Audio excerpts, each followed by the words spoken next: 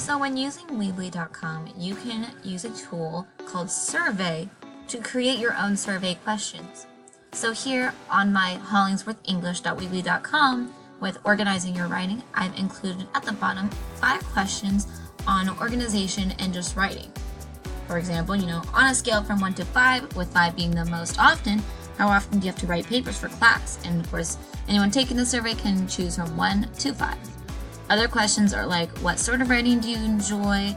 What do you struggle with the most? And do survey users use any other writing applications on their devices? Now I can check who takes the survey or how many people do by going to my Weebly dashboard and on my website that I use through Weebly. For example, on my Organizing with Writing website, I can see my form entries and how many people have taken it.